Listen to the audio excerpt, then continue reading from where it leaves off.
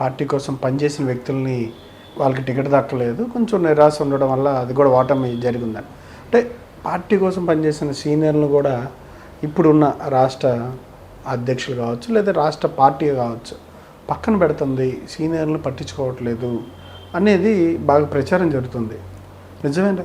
అంటే ఇప్పుడున్న అధ్యక్షులని చెప్పడం లేదా అని వచ్చింది మొన్న. అంతకుముందు ఉన్న అధ్యక్షుల టైంలో కానివ్వండి, అసలు పార్టీ ఒక విధానంలో కొంత ఇబ్బంది మాత్రం ఉంది అనుకుంటున్నా.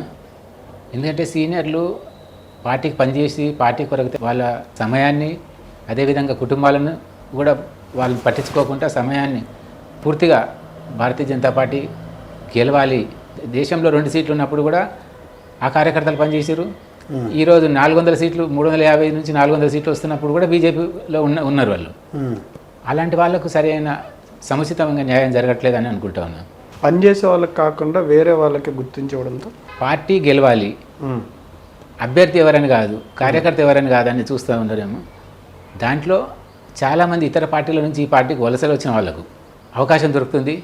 ఈ పార్టీని అంటిపెట్టుకొని ఈ పార్టీ కొరకే ఎవరైతే కొట్లాడుతున్నారో, ఎవరైతే పనిచేస్తూ ఉన్నారో వాళ్ళకు సరైన న్యాయం జరిగితే, వాళ్ళకు కూడా సరైన గుర్తింపు దొరికితే పార్టీ ఇంకా బాగుంటుంది. అందుగురించి నా వ్యక్తిగతంగా పనిచేసేవాడికి అవకాశం కలగాలి. ఎందుకంటే ఇంతకంటే ఇప్పుడు వేరే పార్టీ నుంచి వస్తున్నాడు, అదొకటే సక్క క్వాలిఫికేషన్ కాదు కదా. వేరే పార్టీ నుంచి వచ్చి అక్కడ గట్టిగా ఉంటే ఈ పార్టీలకు రాకపోదు, అక్కడ గట్టిగా లేకనే ఇక్కడికి వస్తున్న వాళ్ళు కొందరు ఉన్నారు. వాళ్ళకేదో పెద్దపీఠం వేసి బీజేపీ కార్యకర్తకు అవకాశం లేకుండా చేయడం అని ఏ పార్టీ అయినా సరే, ఇది కాంగ్రెస్ అయినా, టీఆర్ఎస్ అయినా, బీజేపీ అయినా, పార్టీ కొరకు పాడుతున్న వాళ్ళకు తప్పనిసరిగా గుర్తింపు ఉండాలి, ఉంటుందనే భావిస్తూ ఉన్నా.